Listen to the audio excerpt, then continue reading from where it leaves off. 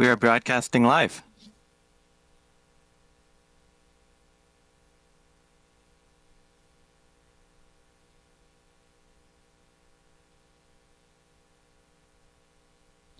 We are broadcasting live.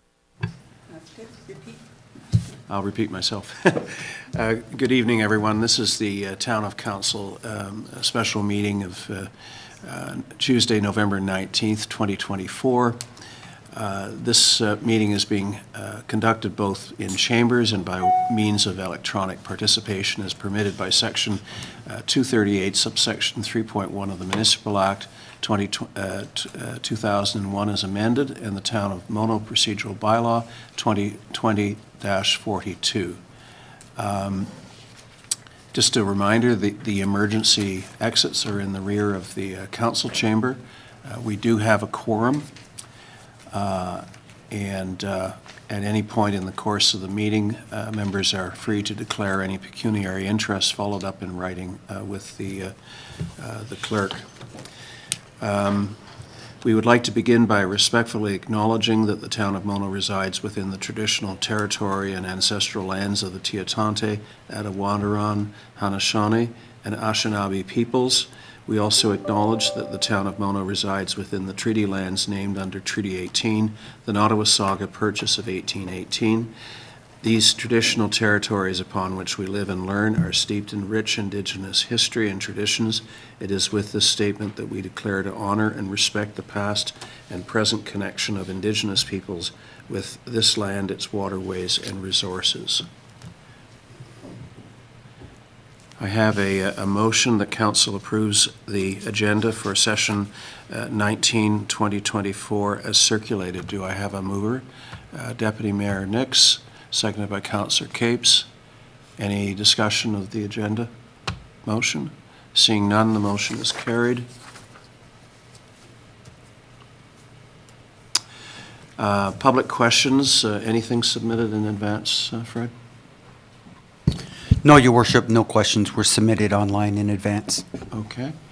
I would normally call on the audience to ask questions at this stage, but I think that the meeting is going to be fairly interactive insofar as the opportunity to get up and address council with regard to the budget as it currently is presented. So I think I'll forego that because in a special agenda you can only talk about the topic that is specified, and that is the budget, and my hope is that everyone here will have something to say about it.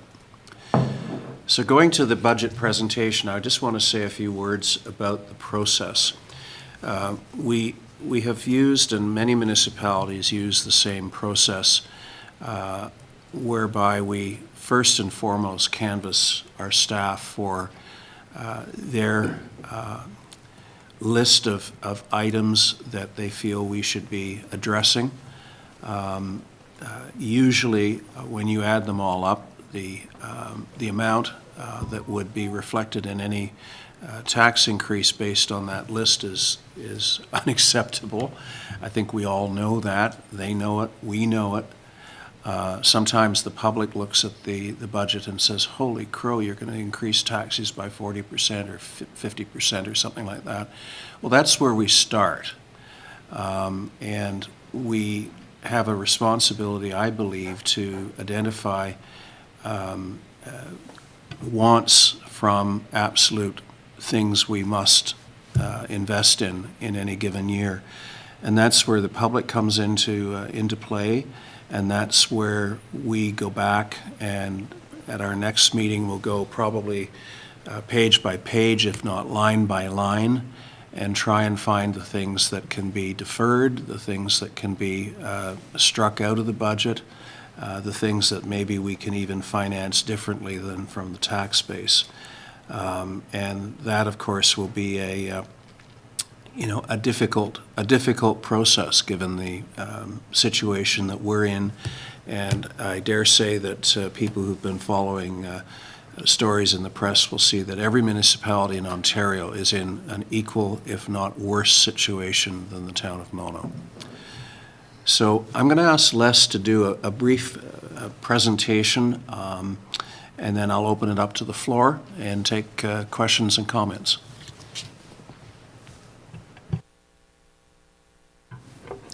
Okay, thank you, Your Worship. Andrew, if you could bring up the presentation, please.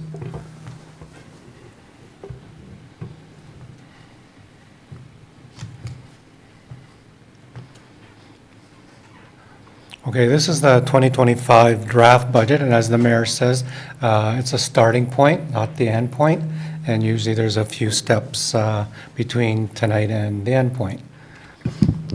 Next slide, Andrew. That's my contact information after the meeting. If any questions or need clarification on anything, that's how you can contact me, by email or by phone, extension 229. Next slide, Andrew. Now, this is basically the budget schedule that we have followed over the years and continue this year. The first two meetings in October were capital presentations from the two departments and the CPI review. The first presentation was at the last council meeting, November 12th. And of course, tonight we're here at the special budget meeting where council will ask for participation from whoever's here tonight in person or online. The goal is whatever develops out of this meeting will bring in hopefully a final budget on the 26th, or at least some direction to finalize the budget on the 26th. And of course, bring back a final budget at the December 10th meeting in a couple of weeks. Next slide, Andrew, please. Now, just to begin, just to give you a little bit of background on this package, for a 4% inflation increase, the budget has incorporated $380,000 tax levy increase. Use the 4% because that was the cost of living allowance that council approved at the December 12th or at the October meeting. We have a little bit of growth in Mono, basically severances and small builds, about 0.5%, just over $47,000, and that's the amount we can levy without an impact on the tax rate. I'm projecting a small deficit from 2024, so this budget will incorporate $66,700. Of course, unfortunately, it's offset by a deficit from 23, so I'm projecting a surplus in 24, sorry. Now, one thing I do not have a number here, to have the 4% inflationary increase, if council wants to meet that goal, we need to find $4.8 million in either expenditure cuts or other sources of revenues or a combination thereof. Andrew, next slide, please. Just wanted to give some of the pressures on our budget. Over the last 3 years, cumulative of about $137,000 almost of provincial grants that have decreased. That represents an approximate 1.5% hit on our tax rate. So over time, as we're losing grants from the government, we're having to come up with that, and it's accumulated to about 1.5%. Andrew, next slide, please. There's also some pressure of cost increases from the conservation authorities. Over the last 4 years, it's approximately 32% in increases in their request to the town of Mono.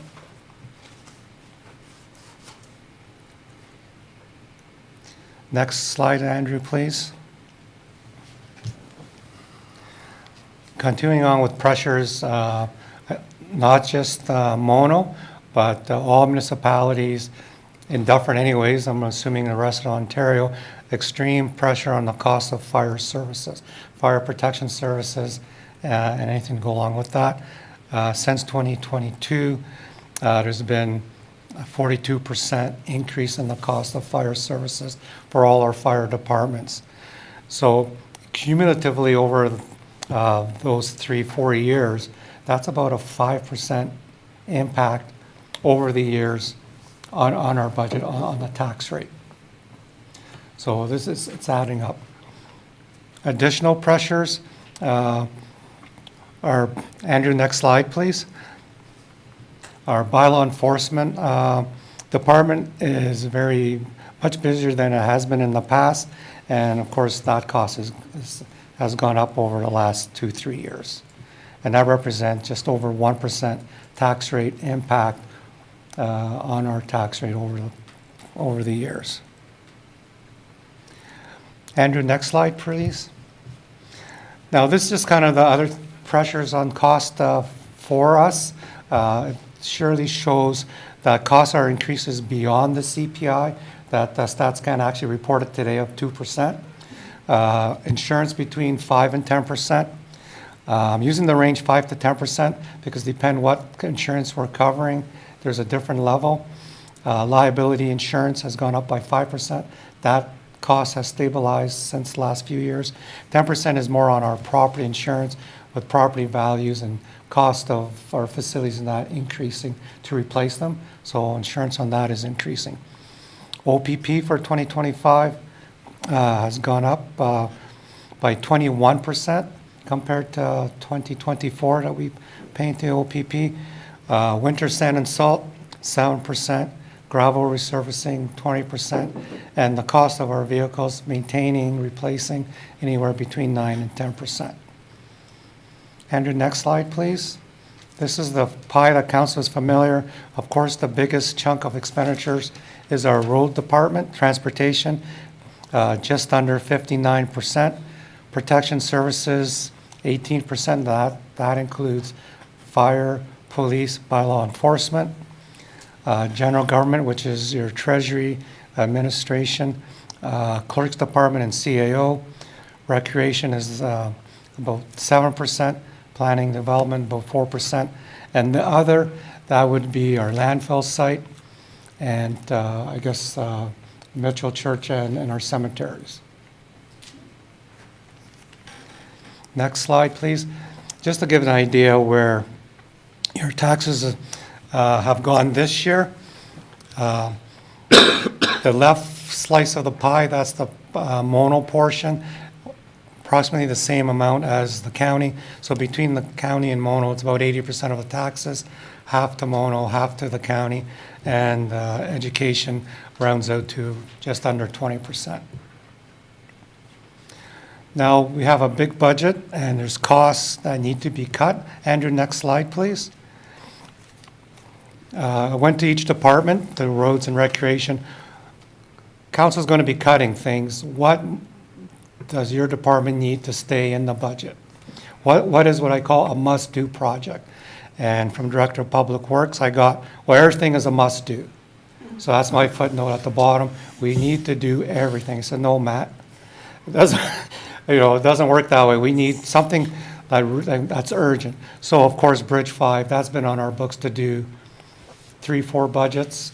And then the guardrail on Bridge 21, it's in a pretty rough shape. It's a very, it's a safety feature that if another vehicle hits it, they're going over the bridge. And then same thing, I asked for recreation. The director pointed out 4 items.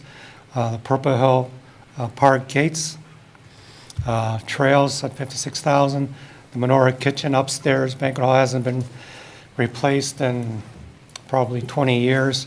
And then the parks vehicle is a 2016, so it's coming up to time for replacement. It's beyond its normal useful life of 7-8 years, so building up funds. Not that we're replacing the truck next year, but we'll have funds to do it probably in 2026. Next slide, please, Andrew. This is a new slide that I put in compared to the presentation I did at the council meeting, because we're looking at approximately 50% tax rate increase the way the budget is, and I wanted to show where the costs, where are the big impacts on the tax rate.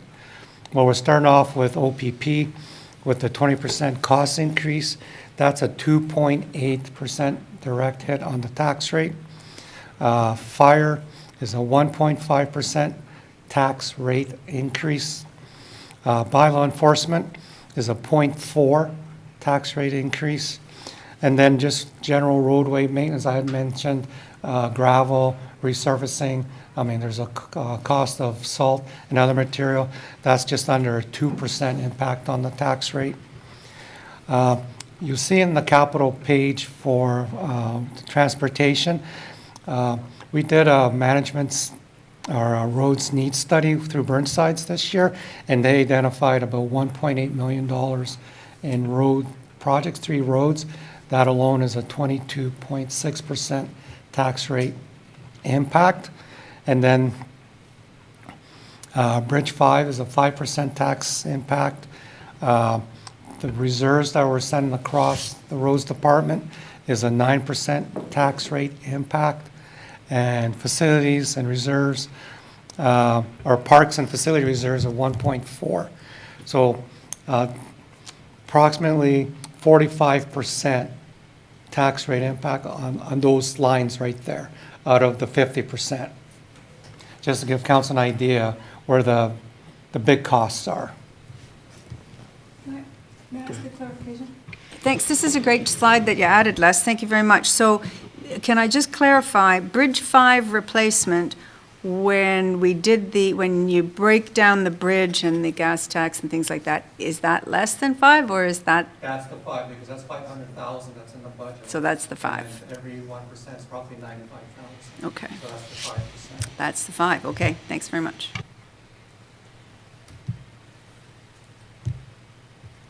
Okay, Andrew, on the next slide, please.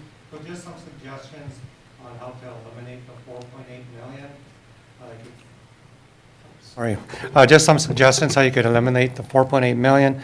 One is phase in the capital projects that are listed or defer them. Not recommending eliminate the ones that are required, like Bridge 5. 2, we could phase in contributions to reserves or take them right out. Now, number 3, when we had a good, healthy reserve balance, we were repurposing reserves to finance another department's projects. That's not really an option. Or number 4, something bigger than 4%. Now, Deputy Mayor Nick's last council meeting asked how come I don't have debt financing on there. This is my recommended list. I'm not recommending debt finance. Well, one thing with debt financing, personally, once you get into a deep debt, you have that recurring cost every year of interest and principal that you're now having an obligation for multiple years. And now you're tied down by that. If affordable, it's better to bite the bullet and move forward. So moving forward, Andrew, we'll stop, proceed with caution, because if we don't, Andrew, next slide, please, we may have a bridge out. A little bit of humor in a serious topic, but Mr. Mayor and Council, that's the end of my presentation. Ralph. Could you go back one slide to the list there at number 4? There was other purpose reserves. Yes, number 4, use other purpose reserves to fund required construction. Could you just elaborate on that? I'm not quite sure what that means. There is 1 year we actually use recreation reserves to fund a capital project for roads, because we had set money aside, if you call, Councillor, to put an elevator at Mono Center, at the hall there, and we had built up about $500,000 in reserves, but the cost of doing that was about $1 million. And I think Council the day decided, well, we're not going to put an elevator there. Here's $500,000 we could use. So now we don't have that kind of level of reserves at the moment, but that was the idea of the day. So, this is the point where we open the discussion to the floor. And if you would like to come up and state your name and use either the microphone to to the side of the table or sit down and press the button on the microphone at the table. And we want to hear from the public as to their thoughts and what we can do to tackle the budget this year. Good evening, Ed.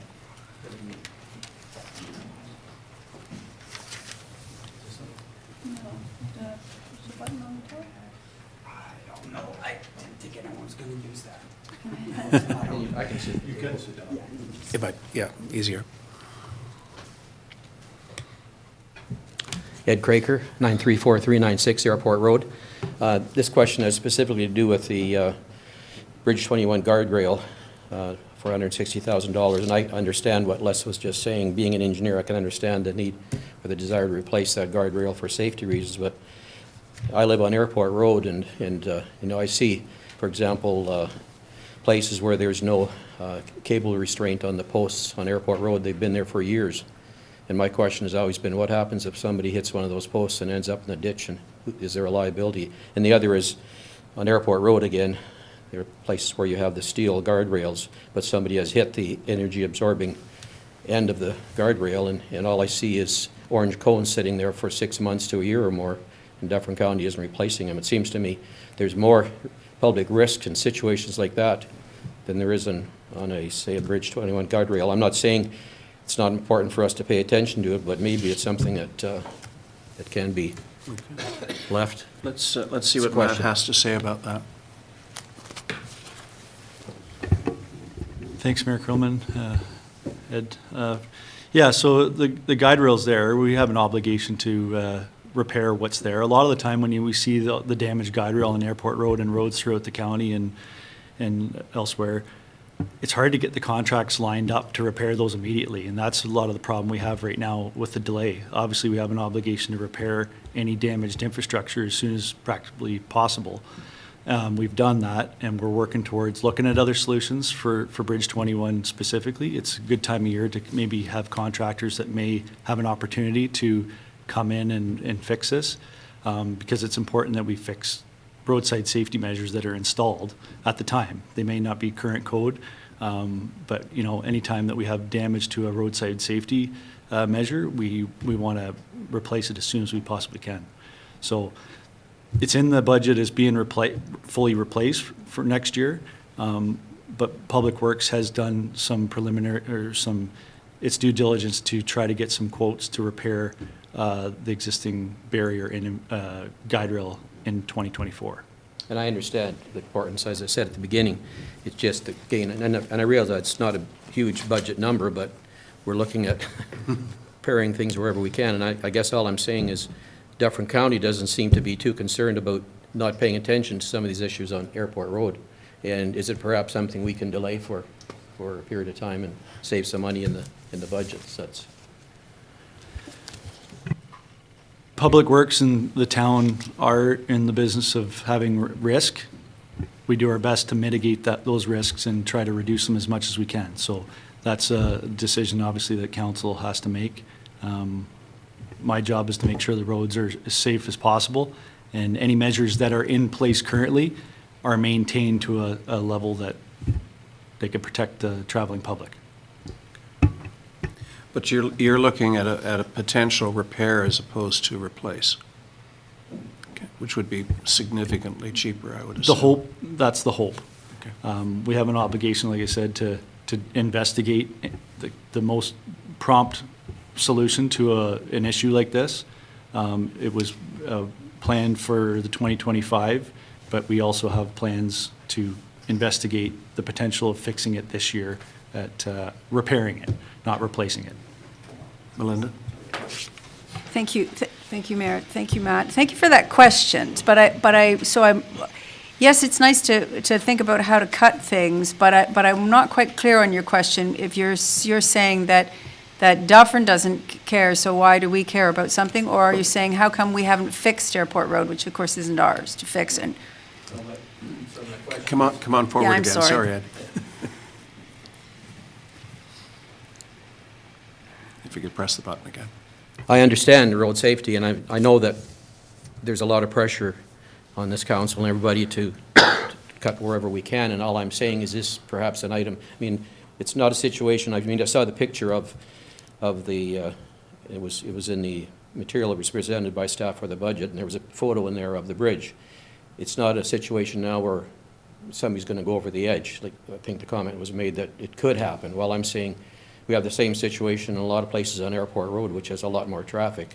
And yes, I mean, I'm not excited to see that on Airport Road myself.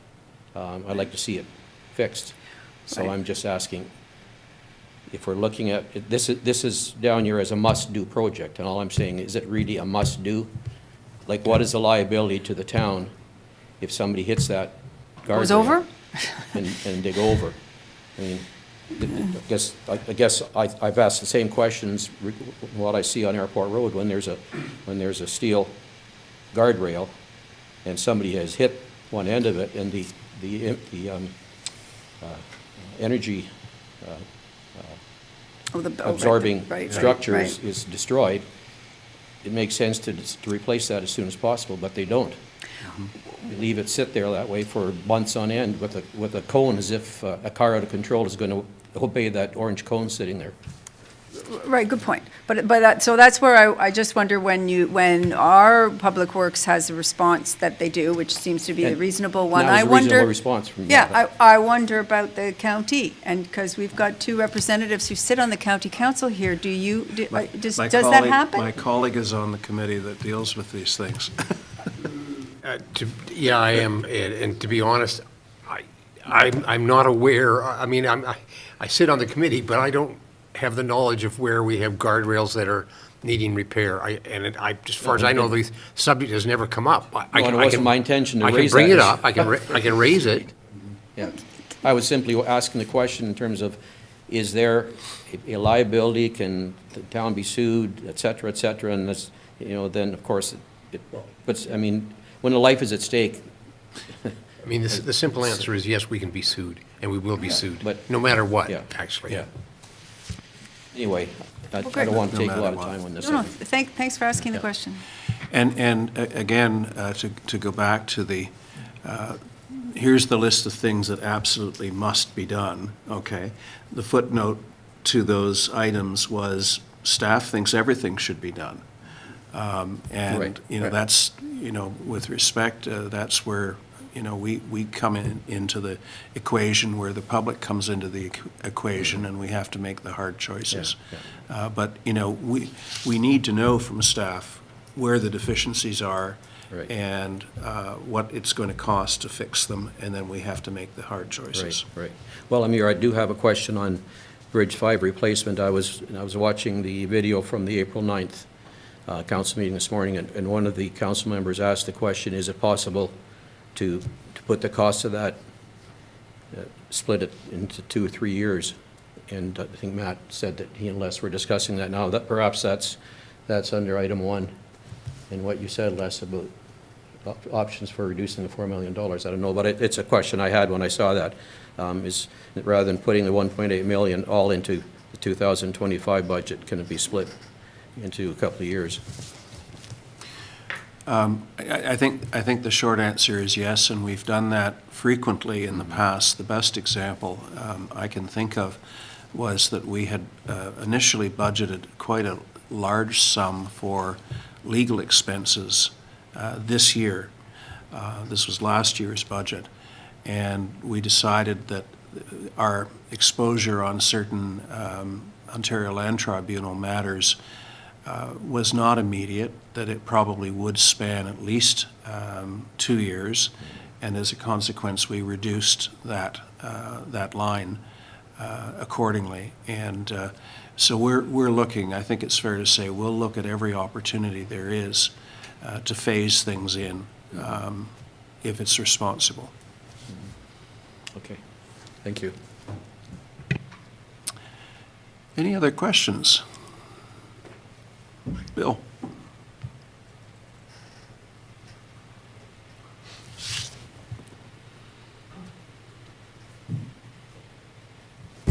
Bill Monroe, Bayberry Road.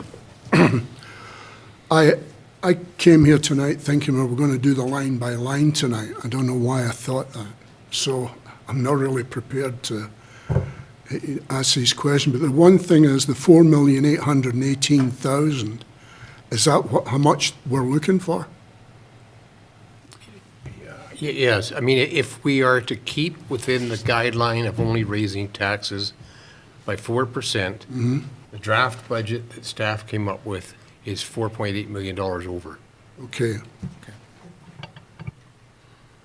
If we only keep it 4%, we're going to be over?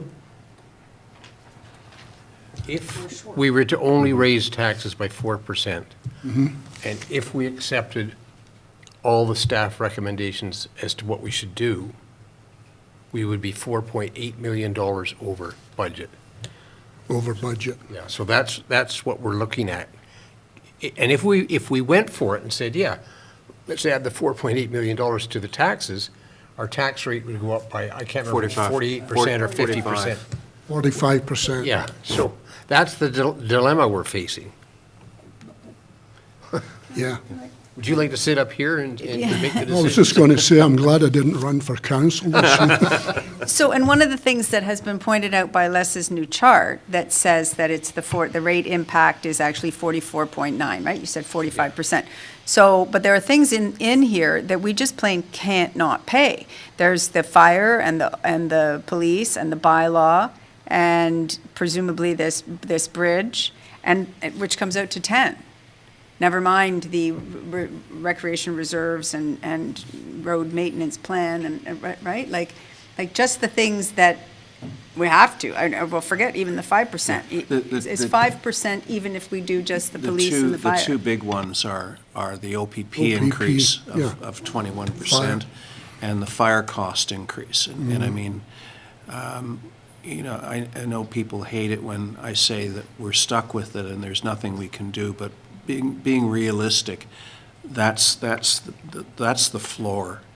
And the only salvation might be if the province comes to the rescue of municipalities with regard to the OPP costs. They're under terrific pressure to do so. But if they are going to announce something, they haven't done it yet. Were they to do it after we struck our budget, but before we confirm through is it the rate bylaw? The rate bylaw, which actually fixes the tax rate adjustment, it's possible that we could deal with a rate bylaw with a different number, a lower number, if in fact the province were to help us out on the OPP costs. We did not see this coming, and I don't think any other municipality saw this coming. And there's other municipalities that are upwards of 60% increase year over year. And there's some places in Northern Ontario where it's, I believe, 100%. Now, they're tiny communities. But it's thrown a real wrench into the whole field of municipal finance. So how much are you looking to take off this budget, the draft budget you've given us? How much do you want to take off that? As much as possible. Realistically, how much? Well, I don't 2 know that million, I 3 don't know million? that you'll get a guess out of us unless somebody's up here is really brave. But we do need to go line by line, which we will at our next meeting. But we wanted to get a sense from the public what their reaction is, apart from a dead faint. But we know that we have to cut fairly severely, and it may affect services. Almost invariably will affect services. But there are certain services that we can't affect. And one is policing, obviously, and the other one is fire. I just don't see any way around those two. That is our floor. No. And that's 4.2. Yeah, That's what the math is. correct. And if all other lines in this 44 pages stayed the same as last year, and we just had these two increases, it would be a 4.3% tax rate increase, just on the basis of fire and police. So we're in a difficult spot. But could I just add one point? We were talking about Bridge 5 and the possibility of, say, doing Yeah. it over time. There's another possibility, and your wife actually sent an email wondering if I had said it tongue-in-cheek. We could Don't think you did. No, I didn't. No. We could simply close that bridge. I know what staff's going to say, and they're technically, they're right.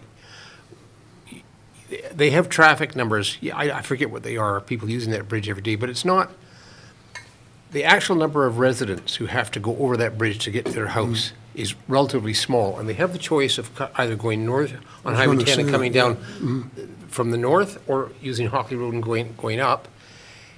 And I know here's, I think, part of the problem.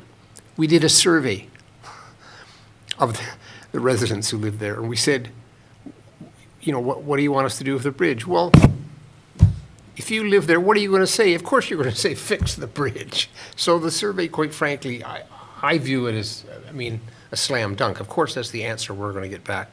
I would still argue we could put a sign up, bridge closed I agree until with you. further notice. Yeah, but it doesn't affect me personally, so it's quite easy for me to say this, you know. Well, you know, there's two other aspects to it, and Les has made an impassioned argument that we shouldn't borrow. But there are, you know, there is borrowing in other municipalities, and it is expensive, and it's an annual cost of interest and principal out over, say, 10 years, I think would be a typical length of time for something like this. You end up paying more for it, obviously, that way, but that is an option open to us. And the impact on our budget is $500,000, but if we were to factor out the gas tax contribution, we could theoretically borrow more than $500,000 towards that bridge.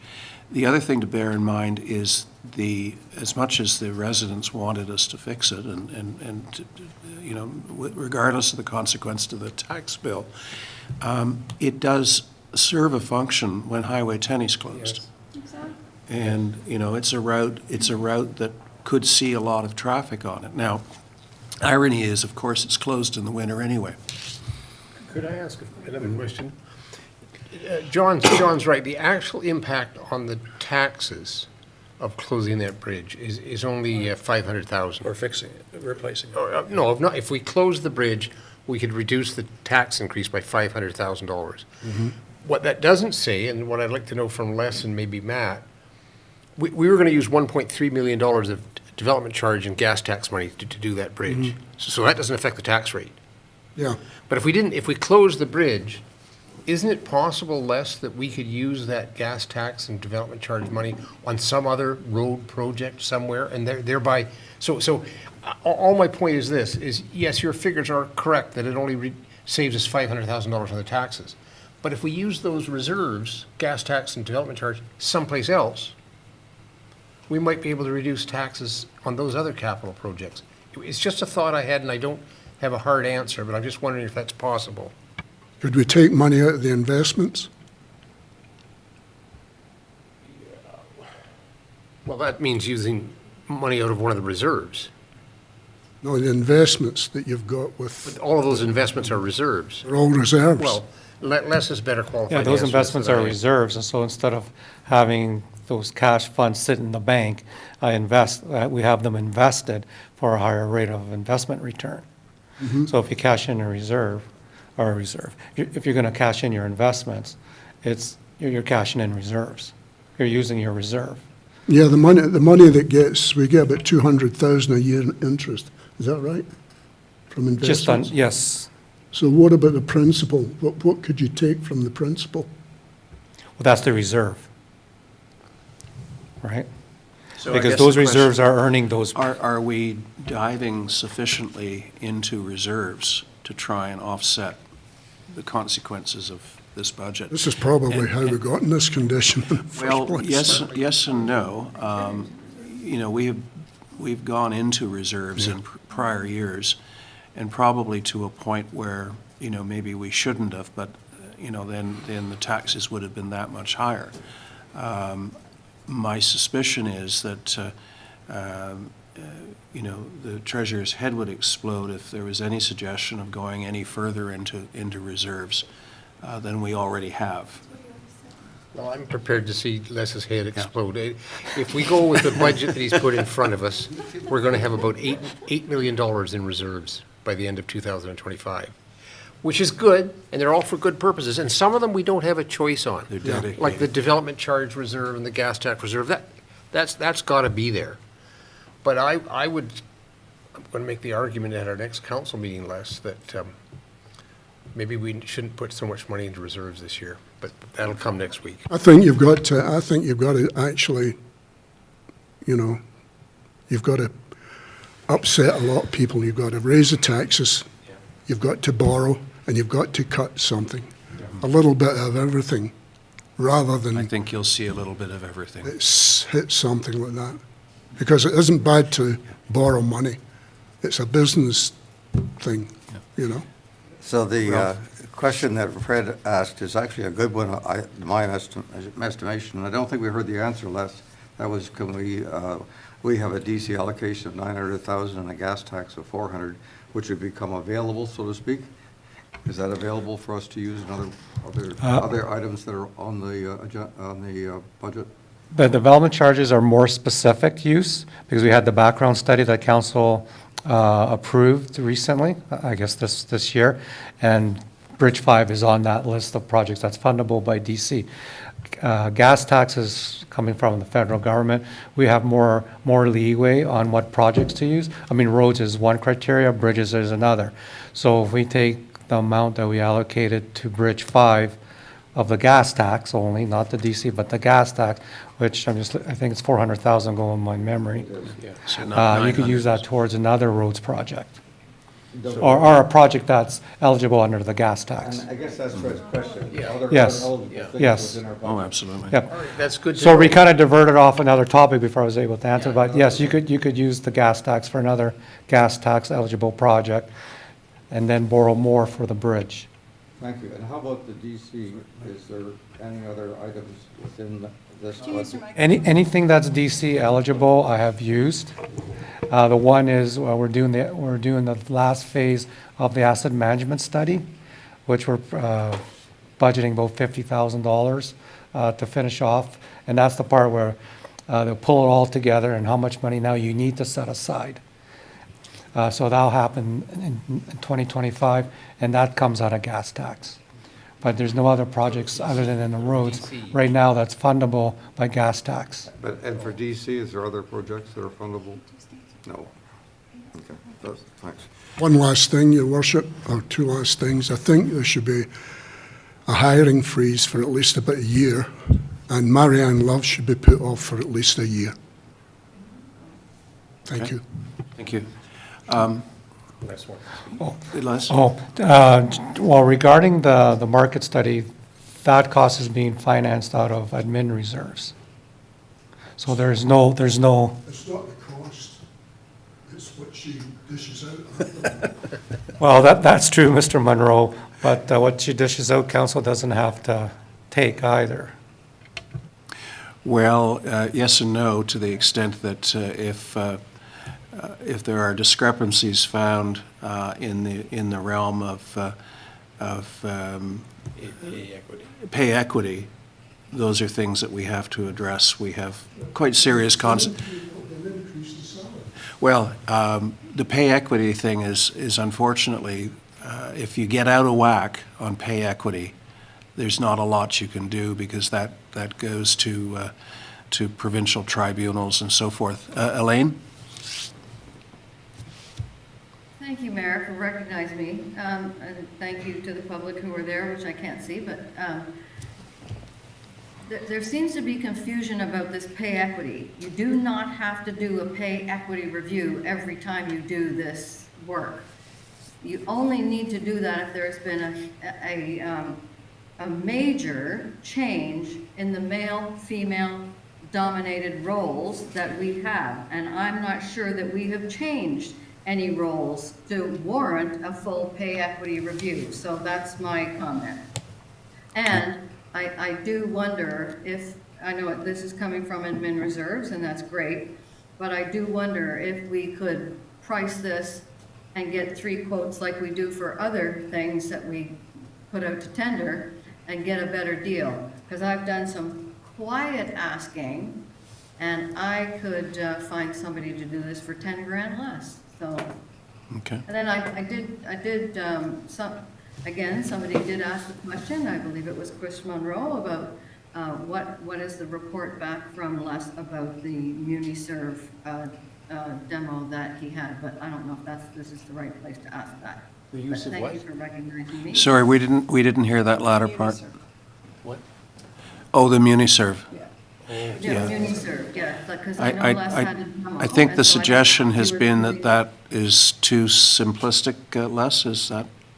Well, there was no formal report to council, I don't think, so I'm just. It was- No, it was just a verbal, you're correct, Councillor, it was just a verbal I did at the last council meeting. Right, okay, Yeah. because somebody was asking about that. Mike? Okay, thank you. Thank you, Worship, through to Councillor Capes. So I did report back on the current status of the MuniServ from the Ontario Municipal Administrators Association workshop. They're in their infancy. It's really a database of pay scales.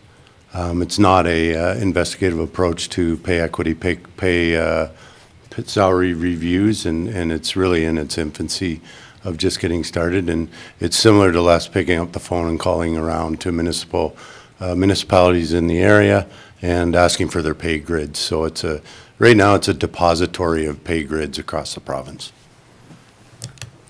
Fred? I know I'm not a member of the public, but unless someone's got a question, I'd like to ask Les another question.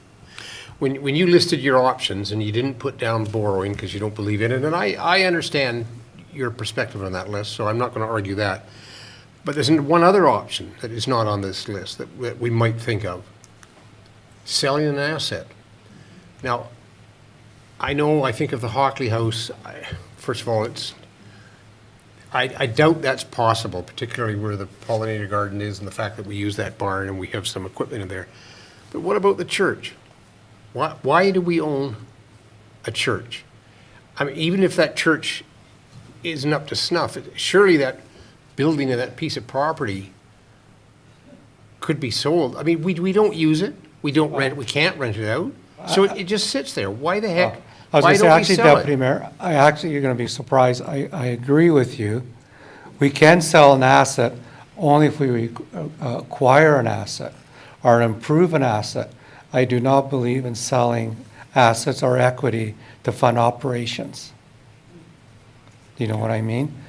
So if you're going to sell the Mitchell Church, that's to fund the bridge, for example, because now you're doing asset for asset. Well, Versus. I'm not sure I agree with you, but. Proceeds don't necessarily have to go into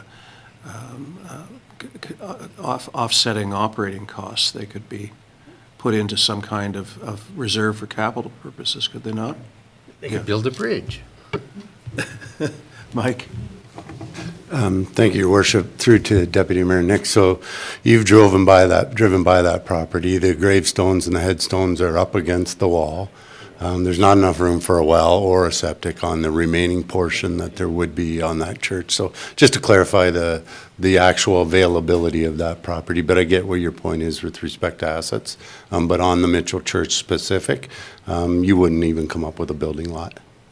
Really? Yeah. So are there any other questions? Come on. Oh, please throw your best at us. We've had some really good questions so far.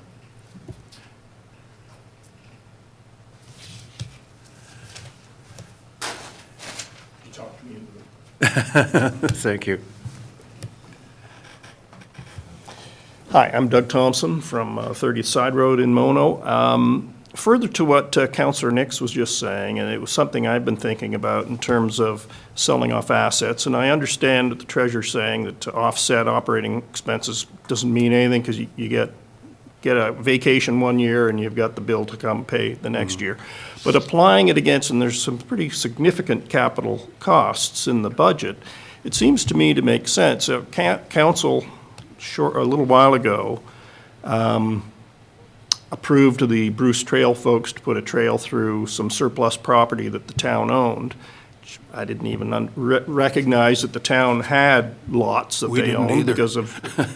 So are there any other examples there that could provide opportunities for the town to sell those lots or that property or those assets? Mike, any thoughts? So, through your worship to Doug, so on our Town of Mono GIS system, you can click on Mono Town Lands, and you'll see all these properties, and there's, prime examples are our forest tracts assumed by tax arrears, and there is some lots similar to the Bruce Trail, to the lot that the Bruce Trail brought to council a couple weeks ago. But that mapping will identify, once you click that layer on, it will identify all the town-owned property, and you'll be able to identify that as Menorah Pavilion or a vacant lot, say, on 30 Side Road. But it is on our mapping, and we do have tax arrear lots for sure. So I guess the question is, would council consider that as perhaps an opportunity? I sure would. I would.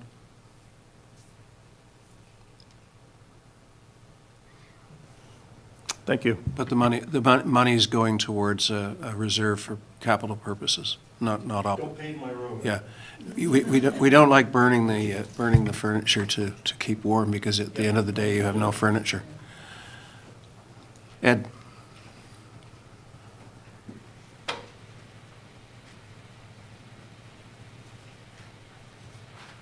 I do have a question on budget detail, and this question probably is to educate me, but I notice, again, in the roads, there is budget items for paving on Mono Amaranth Town Line and Mono Agila Town Line, and I would assume that we cover half the cost of that, because I would assume the adjacent municipality covers half the cost of paving those roads. So is that money that's there?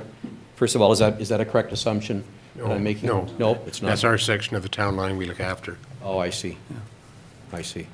So we look after one section, and they look after another. I see. The north section. Okay. But I still personally think you're on to a good issue here. And I know what Matt's going to say. I would make the argument, we got 3 roads we want to pulverize and repave next year. And I know Matt's response is technically correct, and I agree with his technical analysis, but I still say politically, yes, it would reduce the level of service that our roads are providing by delaying that for a few years. But I'm going to make that argument next week. Forewarned, Matt. Elaine? Thank you. In response to that, I'll just share with you what they do in a neighboring community where I live. So it's just on the other side of the Mono Agila Town Line.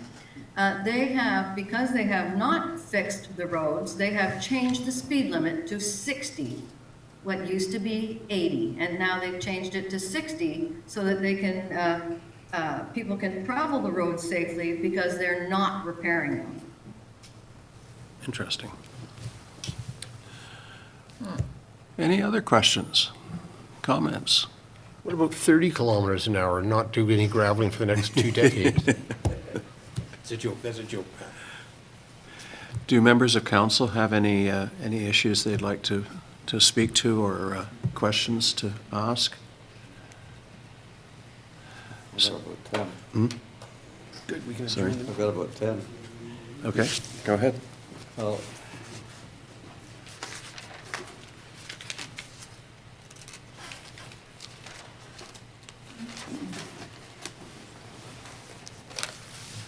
Your mic.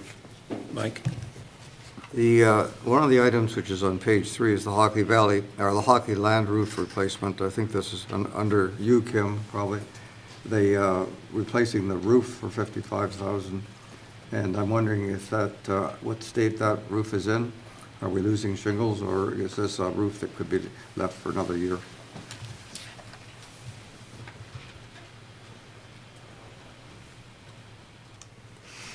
Thank you, Councillor Mangtalo. That roof right now is leaking in 3 to 4 different spots into the building, and they're having some challenges with those leaks coming in on the users. The 55,000 is to replace that roof with a steel roof, so that we're not looking at doing it again. And, you know, if we put a 25-year shingle on there, we'd be looking at probably about 15 years, we'll be looking at repairing it again. So we have priced it out for both, and what we've put forward to council is for a steel roof. I think steel roofs are just great, but we don't really know what we're going to be doing with that building, or if we even want it in 20 years' time. So I would think that asphalt shingles would be an option here. And the other thing to think of is, we get $12,000 a year. One of the biggies, and this is for Matt, and you know what I'm going to ask probably, but it's about the three roads, which somebody from the audience has already spoken about, the three roads that are being proposed for asphalt reworking one way or the other. And they come to a total of $2,150,000, I think. So can you just tell us what's going to happen? I know they're breaking down in some areas. I drove them all yesterday. So I've got a pretty good view of what they look like. I actually never thought that the Fifth Side Road was a problem, and I come along it almost daily. But what's going to happen if we don't do this for another year or two? Thanks, Councillor Mictolo. They'll continue to degrade. Operations staff will be out there a lot more patching. The sides break off, more pattern cracking, the cracking widens. Like I said in my report, there comes a point in time where it's putting good money over bad when you're crack sealing cracks that are no longer accepting the sealant that you're putting in. It's not effective keeping the water out any longer. You run the risk of impacting, like for Five Side Road, for instance, we're only milling off 50 millimeters. We're not pulverizing like we would be for Mono Amaranth Town Line and Third Line from Highway 9 to Rose Ridge. So there's different situations for every road. We assess the roads, we inspect them every 3 to 5 years, do a pavement condition analysis, which helps set the time frame for how long these roads could last. They've exceeded their life expectancy. We have maintained them, we've crack sealed them. I don't recommend they last too much longer or I don't recommend maintaining them with crack sealing much longer. I just don't see it being effective, and it's bad money being spent. So. Go ahead. Thank you. Just for clarification, Matt, you also said in your report that yes, all the roads have different amounts where they take a little bit or a lot or all of the road, which if you leave it and you don't do stuff, and we haven't put money in reserves for all of the years, when it actually fails and needs to be completely rebuilt, then it's big money. That's what was in your report, no? So that it's, we've reached the point now where these things need to have this increased maintenance, as it were, but increased redoing to save us money in the future. That's right, Councillor Davey. It impacts the base material, the granular base materials. It impacts the base asphalt material. Like I said, Five Side Road, currently we're able to mill off the top and put new asphalt on. The longer it withstands traffic loading and freeze and thaw, you'll end up having to pulverize that in the next few years. I'm not giving you a specific timeline, but this is, engineering-based recommendations. We're not guessing. We're making our best guess based on the condition and knowing how old the roads are and when they're expected to fail, and doing them based on the plan that council, wanted. The road management plan. It went through a very strict analysis and with MTO criteria, and this is the outcome. And it's going to only cost more and more money as we delay it. Materials and labor costs are a significant challenge. We talk about trying to get contractors out to bid, reputable contractors out there to fix anything anymore. There's delays associated with it. So staying on track with it is important, just like maintenance on your car. You don't do maintenance on your car's not going to last. I think I get your point. It's a timing thing. If we time it right, it doesn't cost as much, but timing it right is now, which is our problem. I'd like to just ask some questions about planning. Planning, if we take off the project studies, we still have about 447,000 of planning expenses, and our fees that we're getting in on planning are expected to be 60,000. There's quite a difference between the two here. I know that not everything that planning does has a fee, but I'm wondering if our fee structure is adequate for the work that we're doing. At one of the boards that I sit on, they expect the planning department to be a zero-sum game where the fees pay for all the expenses. I'm just wondering if you could elaborate on that, Mike. Thank you, Councillor Mengtelo.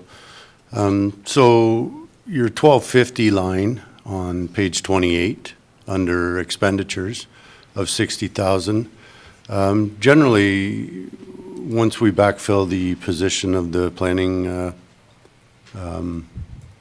director of planning, that 60,000 is that planning consultants is generally council projects.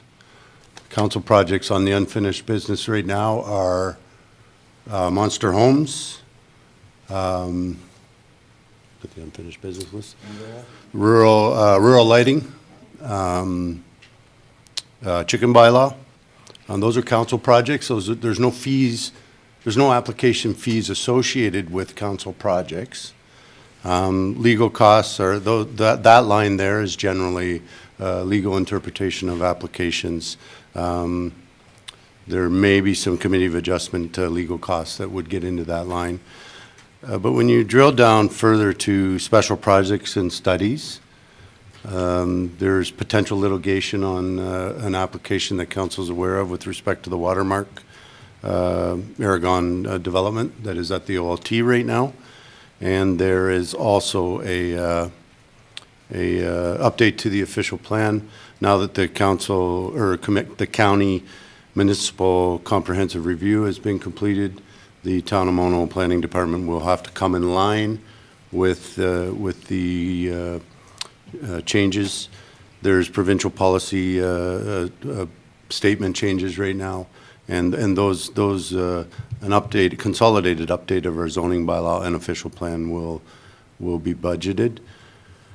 So yes, there is quite a few items that are not covered by severances, zoning bylaw amendments, official plan amendments that are all application fees.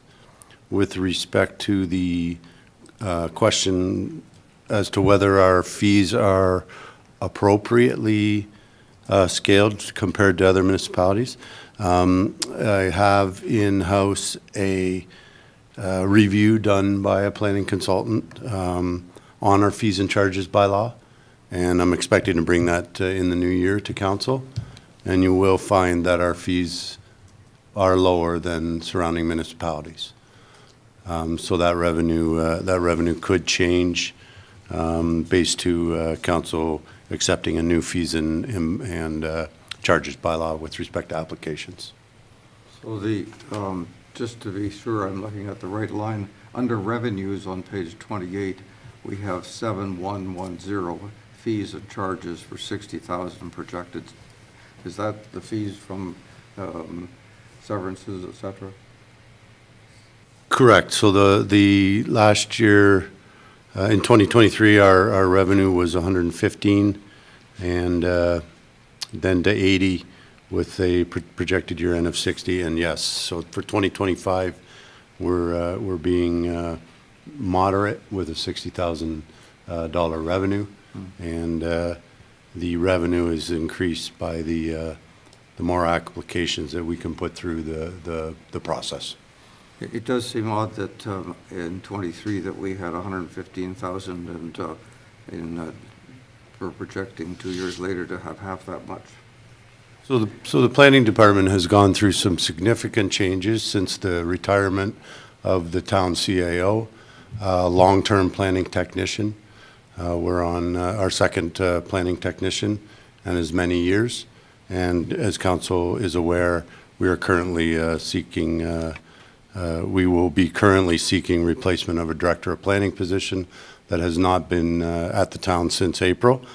So yes, the process has slowed, but we are preparing as many applications as we can through current staff capacity. Thank you. Just to the issue of fees, because I think we realize that that it's important to maximize our opportunities in that area. Les, you probably noticed a quarterly report on provincial offense monies that came in today, suggesting in this last quarter, Mono was going to get $53,000, if I'm not mistaken. So extrapolate that out. Are we ahead of where we were last year or behind where we were last year? You're not going to like my answer, Mr. Mayor. We're actually behind. And based on the 53 that they're going to give us for the third quarter, I projected less than budget for a year end this year. I'm just scrolling up my budget page.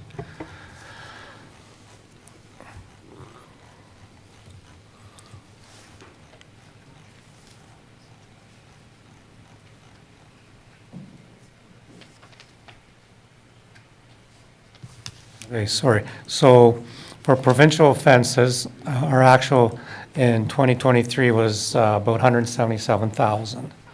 We had budgeted, and before that final figure came in, we had already budgeted 240 for 2024 because we had more than 240 in 2022. Right. So when we prepare the budget, you're kind of going a little bit ahead and gambling on your year-end projection.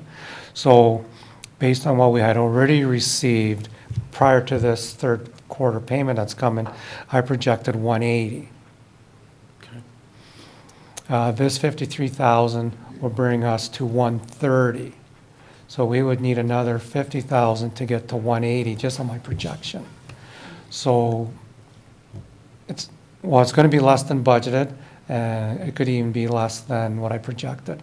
Because we found in the past, the last quarter, maybe because of winter driving or whatever, or less people traveling, because kids are back in school, the fines go down. So our revenues go down.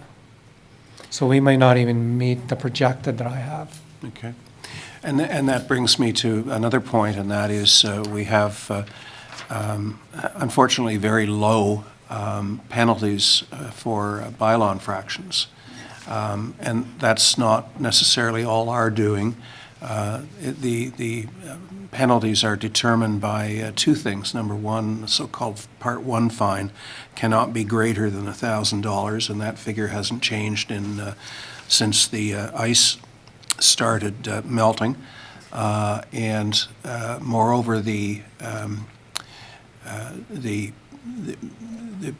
penalties for POA offenses are ridiculously low, some not having been increased in over 30 years. This has been a bit of a hobby horse of mine. And the final point is that Ontario municipalities are owed $4 billion in POA fines in default, and the province has yet to give us the tools to collect that money. In Dufferin County, it is plus $4 million plus. Now, we wouldn't be able to grab all of it, but we certainly could do a lot better in recovering fines from individuals who speed and break our laws on the road, especially with impunity, and now knowing that we don't have the tools to collect those monies. So I throw that out there as a challenge to people to ask the MPP, ask the government why they won't give this greater attention, because it would really, really help municipal budgets. Okay. Is that a conversation stopper? Anything else? Are we good? Okay, thank you to the members of the audience and to anyone watching. Our next meeting will be either line by line or page by page. We've heard you loudly and clearly about the necessity of finding economies within the list of requests from staff. We think we know, I think all of us have ideas as to how to achieve that. And that won't be the final meeting that addresses the budget, and you're all welcome to come back and watch us as the sausage is being made. Mm-hmm. Thank you, Mayor. I mean that's a nice summary, but did we really hear from the public as to how much of a tax increase they will tolerate? I was not going to put anyone on the spot, but you're welcome to give us a number if you can, if you wish, based on what you've heard here tonight and based on what you think the residents of the town can afford. Hmm?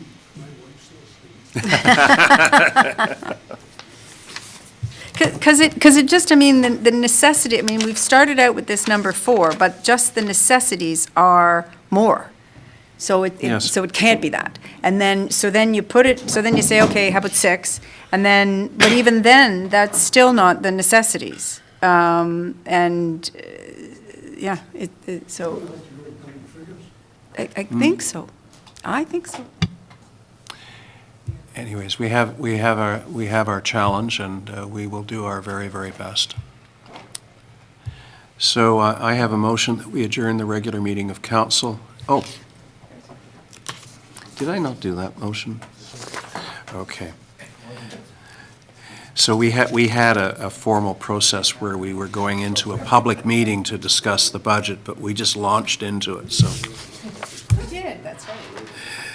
So I have a motion that we introduce and give the necessary readings to a bylaw to confirm the proceedings of council of the town of Mono in session 19, 2024, held on the 19th of November, 2024, that it be signed by the mayor and clerk, sealed and engrossed in bylaw book. Do I have a mover for that? Councillor Capes moves, seconded by Councillor Mangtalo. Any opposition? That motion is carried. And I have a motion that we adjourn this meeting at 11 minutes past 8, moved by Deputy Mayor, seconded by Councillor Melinda and Melinda Davey, and that motion has no opposition, and we are officially adjourned. Thank you very much, everyone. Yes, thank you. I just want to break with protocol and say thank you to the members of the public who came and showed an interest and asked us some good questions. So thank you very much, and don't stop. Absolutely.